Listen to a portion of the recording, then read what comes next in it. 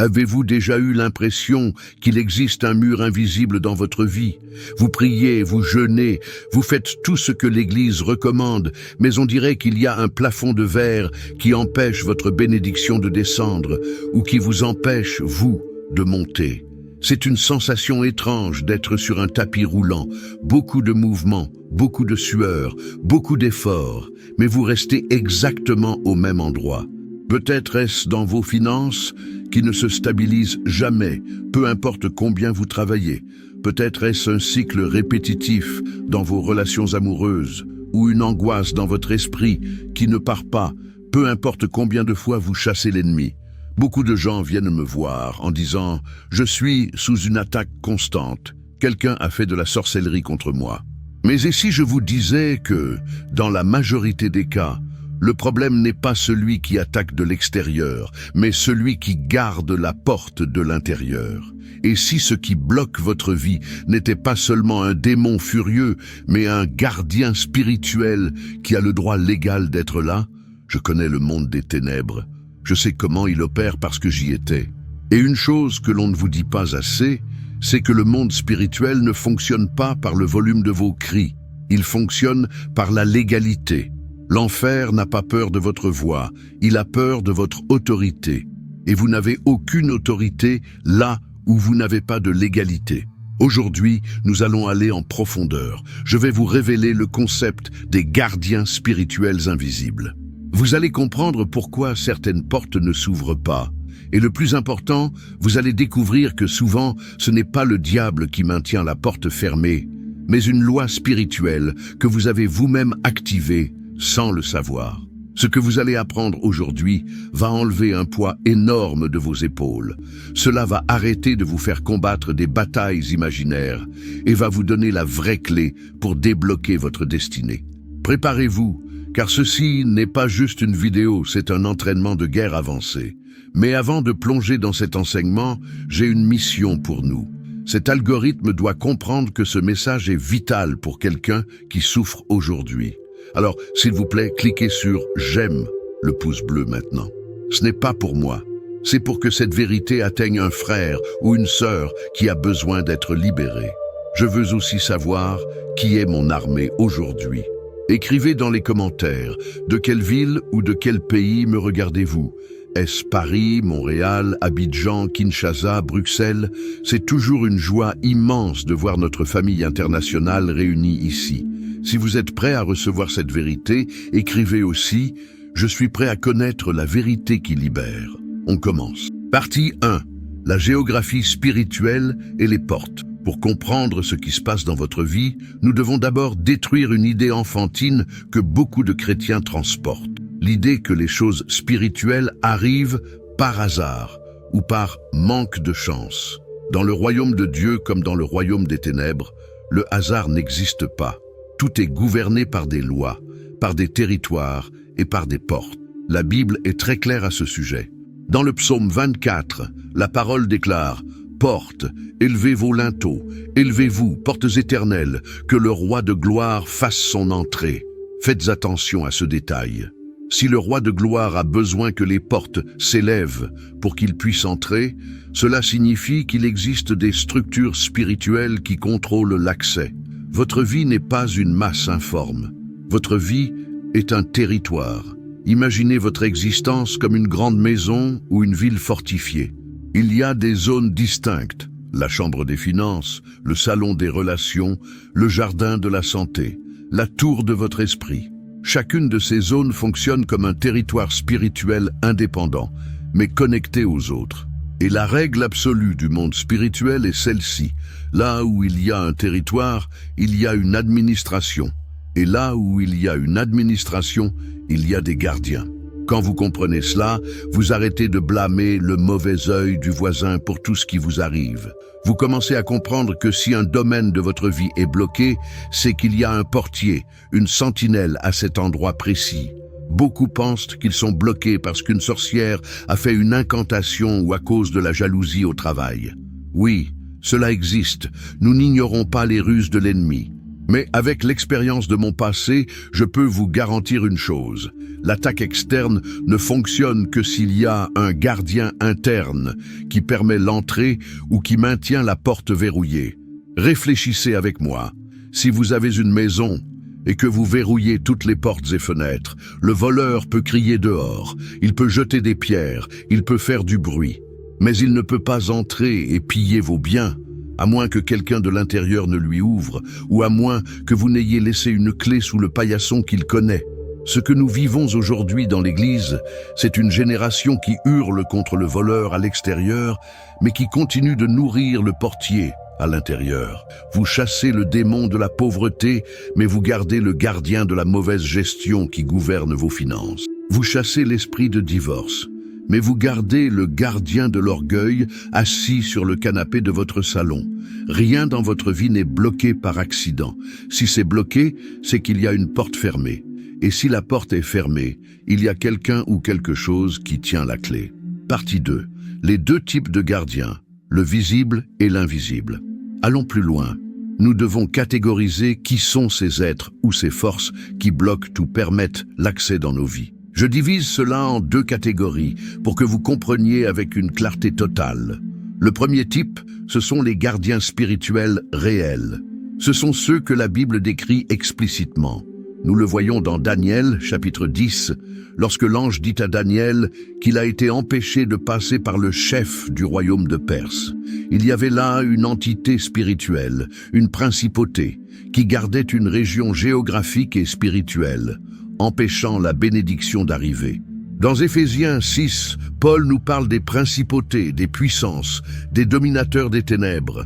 Il existe des démons territoriaux, des esprits familiers qui suivent des lignées sanguines, des sentinelles maléfiques assignés pour surveiller des familles spécifiques. Ils opèrent comme des douaniers à une frontière. Ils exigent un passeport ou une autorisation pour vous laisser passer au niveau suivant. Si vous n'avez pas une autorité supérieure, ils vous bloquent. C'est une réalité tangible. Mais, et c'est ici le secret que peu enseignent, il existe le deuxième type. Ce sont les gardiens subjectifs. C'est ici que la bataille est perdue ou gagnée pour la plupart d'entre vous. Ces gardiens ne sont pas nécessairement des démons avec des cornes qui apparaissent dans votre chambre la nuit. Ils sont plus subtils et pour cette raison, beaucoup plus dangereux. Un gardien subjectif est une structure créée par vos propres attitudes répétées. Je m'explique. Dans le monde spirituel, toute action génère une réaction. Toute semence génère une récolte. Quand vous prenez une décision de manière répétée, vous créez un modèle, un pattern. Quand ce modèle s'établit, il gagne une sorte de vie propre dans le monde spirituel. Il devient une forteresse. Qui sont ces gardiens? Ce sont les péchés tolérés. Ce sont les vices que vous appelez style de vie. Ce sont les paroles de malédiction que vous lancez contre les autres et contre vous-même. C'est le manque de pardon que vous gardez comme un animal de compagnie dans votre cœur. Vous devez comprendre quelque chose de révolutionnaire. Toute action persistante crée un vigile spirituel automatique. C'est comme si vous programmiez un robot spirituel pour protéger le fruit de ce que vous avez planté. La Bible dit dans Galates 6:7, « Ne vous y trompez pas, on ne se moque pas de Dieu. Ce qu'un homme aura semé, il le moissonnera aussi. » La moisson n'est pas juste un événement. La moisson est protégée par des sentinelles. Si vous plantez de la discorde, il pousse un arbre de discorde, et cet arbre a un gardien qui empêche la paix d'entrer. Il ne sert à rien de prier pour la paix si le gardien de la discorde, nourri par vos attitudes, est à la porte en disant « Ici non, ici la loi dit qu'il doit y avoir la guerre ». Vous percevez la gravité de cela? Nous combattons souvent des démons, alors qu'en réalité, nous combattons nos propres plantations qui sont devenues les gardiens de notre réalité actuelle. Ces gardiens subjectifs disent au monde spirituel « Cette personne a choisi ceci, elle a signé ce contrat par ses habitudes. Aucune bénédiction contraire à cette habitude ne peut entrer ici. » Partie 3. Tout blocage n'est pas une attaque. Faisons un pas vers la maturité spirituelle. Je dois vous dire cela avec beaucoup d'amour, mais avec beaucoup de vérité, comme un grand frère le ferait. Tout blocage dans votre vie n'est pas une attaque du diable. Beaucoup de blocages sont des conséquences protégées par la justice divine. Le ciel n'est pas injuste. L'enfer n'agit pas sans permission. Et Dieu, dans son infinie sagesse, ne protège pas les mauvaises décisions indéfiniment. Parfois, la porte est fermée non pas parce que le diable l'a verrouillée, mais parce que Dieu ne va pas ouvrir une porte pour laquelle vous n'êtes pas prêt, ou pire, une porte qui validerait votre erreur. Prenons des exemples pratiques pour que cela soit clair. Imaginez une personne qui a l'habitude de trahir la confiance des autres. Elle fait des commérages, elle brise des alliances, elle n'est pas loyale. Ensuite, cette personne prie « Seigneur, donne-moi des amis fidèles, ouvre des portes de partenariats commerciaux. » Mais rien ne se passe, les gens s'éloignent. Elle se sent seule et dit « Le diable attaque mes relations. » Non, ce n'est pas le diable. Il y a un gardien là, placé par la loi même de la semence. La loi dit que celui qui détruit les réputations subira le rejet. Ce blocage est une conséquence. L'attaque est, en réalité, le fruit qui mûrit. Un autre exemple, quelqu'un qui vit dans la malhonnêteté financière, qui ne paie pas ses dettes, qui ne tient pas ses engagements, et qui prie pour la prospérité. Le ciel regarde et dit « Je ne peux pas envoyer de ressources vers ce territoire, car l'administration y est corrompue. » Le blocage financier ici est un acte de miséricorde de Dieu, car s'il donnait beaucoup d'argent à quelqu'un qui n'a pas de caractère, cet argent détruirait la personne.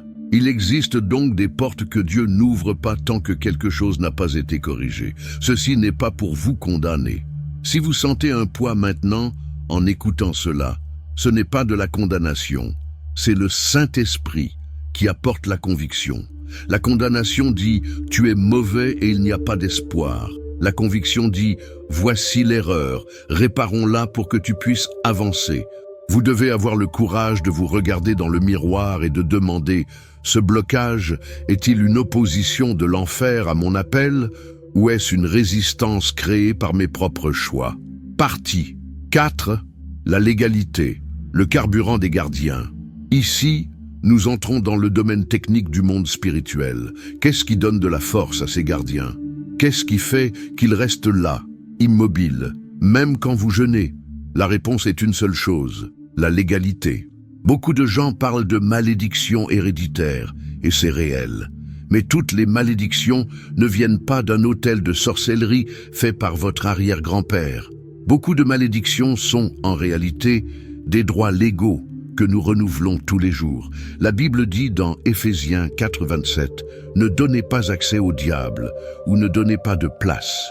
Le mot « place », topos en grec, peut signifier opportunité, espace, territoire ou base d'opération. Le diable est comme un procureur dans un tribunal. Il ne peut pas simplement envahir votre vie et faire ce qu'il veut. Il doit présenter une preuve au juge, Dieu, et dire « J'ai le droit de toucher à ce domaine de sa vie parce qu'il m'en a donné la permission. » Quelles sont ces permissions? Un vice non traité est un contrat signé. Quand vous acceptez un vice secret, vous dites au monde spirituel « Je permets qu'une influence de contrôle agisse sur ma volonté. » Cela crée un gardien de l'esclavage. Le péché caché devient un argument juridique. Il chante des louanges le dimanche, mais le mardi soir, il regarde ces choses sur Internet. L'accusateur prend cela et dit « Il est mon associé dans l'hypocrisie ». Cela bloque votre autorité spirituelle. Le manque de pardon est peut-être le plus gros cadenas qui existe. Jésus a été clair, si vous ne pardonnez pas, vous ne serez pas pardonné. Le manque de pardon est comme boire du poison, en espérant que l'autre meure. Mais spirituellement, cela place un garde armé à la porte de vos prières. J'enseigne cela parce que le diable ne crée pas de porte. C'est un opportuniste. Il ne fait qu'occuper les portes qui ont été laissées ouvertes ou construites par nous. C'est un squatteur qui cherche des maisons aux serrures brisées. Quand vous comprenez la légalité, vous arrêtez d'avoir peur. Car si le pouvoir de l'ennemi réside dans la légalité que je lui donne, alors si j'enlève la légalité, il perd le pouvoir. C'est libérateur. Vous reprenez le contrôle. Ce n'est plus à propos de la force du diable, c'est à propos de votre alignement avec Dieu. Partie 5. La puissance de la conscience. Histoire appliquée. Je vais vous raconter une situation qui illustre cela parfaitement. C'est un récit appliqué basé sur des faits que j'ai vus maintes fois. Il y avait un homme, appelons-le Pierre. Pierre était un homme de prière. Il se levait à l'aube, il lisait la Bible, il était actif à l'église. Mais la vie financière et professionnelle de Pierre était un désert complet. Les projets échouaient à la dernière minute, les clients disparaissaient sans explication, l'argent lui glissait entre les doigts. Pierre faisait des prières de combat intenses. Il criait contre l'esprit dévorateur, il oignait sa maison d'huile, il faisait des campagnes. Rien ne changeait. Des années comme ça, il a commencé à devenir amer contre Dieu. « Seigneur, je fais tout correctement. Pourquoi ne m'écoutes-tu pas ?» Jusqu'au jour où, fatigué de crier, il a décidé de faire silence et de demander « Seigneur, qu'est-ce qui bloque ?» C'est alors que le Saint-Esprit a ramené à la mémoire de Pierre un vieux schéma de comportement. Pierre avait l'habitude de critiquer férocement ses anciens patrons et ses concurrents. C'était normal pour lui. Il jugeait, médisait et souhaitait secrètement l'échec des autres pour pouvoir monter. Il appelait cela de la justice, mais Dieu appelait cela de la méchanceté et une langue meurtrière. Cette habitude, tolérée pendant des années, avait créé un gardien. Un gardien qui disait « Celui qui sème la ruine avec sa bouche ne peut pas récolter la construction avec ses mains ». Quand Pierre a compris cela, il n'a pas chassé un démon. Il est tombé à genoux et a pleuré. Il a demandé pardon à Dieu, non pas pour l'attaque de l'ennemi, mais pour sa propre méchanceté. Il a brisé son orgueil. Savez-vous ce qui s'est passé? Dans la même semaine, un contrat qui était bloqué depuis 6 mois a été libéré. Ce n'était pas de la magie, c'était la suppression de la légalité. Le gardien qui empêchait le progrès a perdu son emploi parce que l'argument légal, la médisance, a été effacé par le sang de Jésus et par la repentance. Le problème n'a jamais été un manque de prière, c'était un excès de légalité donné aux ténèbres. Sa prière frappait un mur qu'il avait lui-même construit. Partie 6. Dieu comme gardien de l'ordre. Cela nous amène à un point théologique crucial. Dieu est Père, oui. Dieu est amour, oui. Mais Dieu est aussi juste et gardien de l'ordre. Dans Apocalypse 3:19, Jésus dit « Moi, je reprends et je châtie tous ceux que j'aime. » Vous devez comprendre que le ciel observe et l'enfer observe aussi. Et les deux respectent les lois spirituelles. Parfois, le gardien qui est devant vous n'est pas un démon, c'est un ange du Seigneur, avec l'épée dégainée, comme c'est arrivé avec Balaam dans la Bible. Dieu bloquait le chemin de Balaam parce que son cœur était pervers. Si Dieu ouvrait toutes les portes que vous demandez, alors que vous portez encore certains comportements toxiques, ces bénédictions vous détruiraient. La prospérité dans la main de l'orgueilleux engendre un monstre. La célébrité dans la main de l'immature engendre le scandale. Alors Dieu, dans sa miséricorde, permet que les portails restent fermés jusqu'à ce que le caractère soit forgé. Il garde l'ordre. Il n'est pas complice de nos erreurs.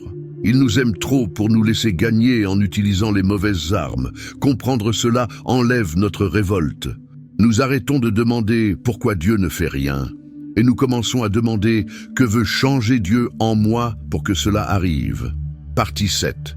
Les signes qu'un gardien invisible agit. Comment savez-vous, concrètement, si vous faites face à un de ces gardiens invisibles? Comment distinguer une épreuve normale de la vie d'un blocage spirituel par l'égalité? Il y a des signes clairs. Le monde spirituel laisse des traces. Le cycle de répétition, c'est le signe le plus évident. Vous avancez jusqu'à un point et vous tombez. Vous avancez et vous tombez. Toujours au même mois de l'année, toujours au même montant d'argent, toujours au même stade de la relation. C'est comme un élastique qui vous ramène en arrière. Cela indique une limite territoriale imposée par un gardien. L'effort disproportionné. Vous travaillez 10 fois plus que les autres, mais vous récoltez 10 fois moins. La Bible appelle cela un sac percé. La prière qui ne coule pas. Vous savez quand vous voulez prier sur ce sujet précis et les mots disparaissent, ou vous êtes pris d'un sommeil incontrôlable, ou votre esprit s'évade, c'est une résistance spirituelle pour que vous ne touchiez pas à ce point sensible. Les attaques standardisées, chaque fois que vous décidez de changer de vie, quelque chose se casse chez vous. Chaque fois que vous décidez de vous sanctifier, une ex-copine ou un ex-copain vous envoie un message. L'attaque est chirurgicale pour vous maintenir à votre place. Quand l'attaque est toujours la même, le problème n'est pas la créativité de l'ennemi, c'est la porte qui est toujours la même. Partie 8. Comment enlever l'autorité du gardien? Maintenant, la partie la plus importante. Comment se débarrasser de cela? Comment licencier ces gardiens qui ont pris notre vie en otage? Je ne vais pas vous enseigner un rituel. Je ne vais pas vous dire d'acheter du sel, ni des bougies. La vraie délivrance commence par la conscience et le positionnement. Jésus a dit, « Vous connaîtrez la vérité, et la vérité vous affranchira. » Ce n'est pas le cri qui libère, c'est la vérité. Le processus est judiciaire. Souvenez-vous, nous sommes dans un tribunal. Première étape, identification et vérité. Arrêtez de vous mentir. Identifiez quelle est la porte. Est-ce l'orgueil, la luxure, la paresse, la victimisation? Nommez la chose. Tant que vous appellerez votre péché « mon petit défaut », il continuera d'être votre maître. Deuxième étape, confession et repentance. La repentance n'est pas le remords, pleurer parce qu'on s'est fait prendre. La repentance est le changement de pensée, métanoïa. C'est dire « Seigneur, je suis d'accord avec toi que ceci est mal. Je retire le droit légal que j'ai donné à cette pratique. » Troisième étape, rupture d'alliance. Vous devez verbaliser. Le monde spirituel réagit à la voix revêtue d'autorité. Vous devez déclarer « Je renonce à ce modèle, je ferme cette porte, j'ordonne à tout gardien qui se nourrissait de cette habitude de partir maintenant, car la nourriture est finie. » Quatrième étape, remplacement. Si vous enlevez le mal et laissez l'espace vide, il revient. Matthieu 12. Vous devez mettre quelque chose de nouveau à la place. Si la porte était l'avarice, plantez la générosité. Si la porte était la médisance, plantez la bénédiction. Si la porte était la peur, plantez des actes de foi. Changez l'administration du territoire et les anciens gardiens devront fuir. Partie 9. Le verdict final. Je veux clore cet enseignement avec une parole d'espoir. Aucun gardien, aucun démon, aucune habitude n'est plus grand que l'autorité qu'il y a dans le nom de Jésus et la puissance de son sang. Mais Dieu ne brise pas les lois. Il accomplit les lois et restaure les chemins. Le sang de Jésus est la monnaie légale qui paie la dette, mais c'est votre obéissance qui maintient le compte à jour. La délivrance est un processus. La conscience est la clé. L'obéissance soutient la victoire. Aujourd'hui, vous avez reçu la carte. Vous avez découvert que la clé n'est pas dans la main du diable, elle est dans votre main. Vous avez le pouvoir de décision. Vous pouvez aujourd'hui même congédier les gardiens de la défaite et inviter le Saint-Esprit à être le gardien de votre vie. N'acceptez pas de vivre moins que ce que Dieu a pour vous. S'il y a une porte fermée, vérifiez la clé, réparez la serrure et entrez dans la promesse. Maintenant, je veux que vous vous prépariez, où que vous soyez. Si vous le pouvez, fermez les yeux. Nous allons faire une prière qui n'est pas seulement des mots, c'est un décret judiciaire dans le monde spirituel. Nous allons présenter votre cause devant le tribunal du ciel et annuler les arguments contre vous. Respirez profondément. Connectez votre cœur avec le Père maintenant. Répétez avec moi, à voix haute si possible, ou faites de ces mots l'intention de votre esprit. Père céleste, je me présente devant toi, au nom de ton Fils Jésus. Je reconnais que tu es le juste juge et le Seigneur de ma vie. Seigneur, aujourd'hui je demande pardon. Je demande pardon pour toutes les portes que j'ai moi-même ouvertes. Pardon pour les gardiens que j'ai nourris avec mes péchés, avec mes peurs, avec mes paroles et avec mes habitudes. Je ne blâme plus personne. J'assume ma responsabilité. Et maintenant, par l'autorité du sang de Jésus, je révoque, j'annule et je brise tout droit légal que les ténèbres avaient sur moi. J'ordonne à tout gardien spirituel de misère, de maladie, de confusion et de blocage. Votre licence est expirée. Je ferme les portes de l'iniquité et j'ouvre les portails éternels pour le roi de gloire. Entre dans ma maison, Seigneur. Prends l'administration de mon esprit, de mes finances et de ma famille. Je déclare qu'à partir d'aujourd'hui, de nouveaux gardiens, des anges du Seigneur, campent autour de moi. Je suis libre par la vérité. Je suis libre par le sang. Au nom de Jésus, Amen. Respirez, sentez ce poids partir. Quand nous nous alignons avec la vérité, La paix est immédiate. Cette paix est la preuve que l'autorité a été rétablie. Maintenant, je veux entendre votre voix de victoire. L'acte d'écrire est un acte prophétique. Vous matérialisez votre foi dans le monde physique. Allez dans les commentaires maintenant et déclarez avec toute votre foi la phrase suivante. Par le sang de Jésus, je ferme les portes du passé et j'ouvre mon futur. Écrivez-le. Laissez le monde spirituel savoir que vous avez pris possession de votre territoire. Lisez les commentaires des autres frères et sœurs. Laissez un cœur. Interagissez. Si vous voyez un commentaire de quelqu'un qui demande de la force, soyez la lumière. Répondez avec une parole d'encouragement. Nous sommes une communauté, une armée qui se lève ensemble. Si cet enseignement vous a ouvert les yeux, ne gardez pas cela pour vous. Il y a des gens maintenant, peut-être dans votre propre famille, qui sont bloqués et ne savent pas pourquoi. Partagez cette vidéo avec eux. Soyez l'agent de libération dans la vie de quelqu'un aujourd'hui. Et si vous n'êtes pas encore abonné, abonnez-vous maintenant et activez la cloche. Nous construisons une base de connaissances spirituelles profondes ici, et je ne veux pas que vous manquiez le prochain niveau. Je suis reconnaissant pour votre vie. Souvenez-vous, l'ennemi peut être légaliste, mais notre avocat est Jésus, et il n'a jamais perdu un procès. Restez ferme, surveillez vos portes et marchez dans la liberté. On se voit à notre prochaine rencontre. Que la paix du Seigneur garde votre esprit et votre cœur. À bientôt.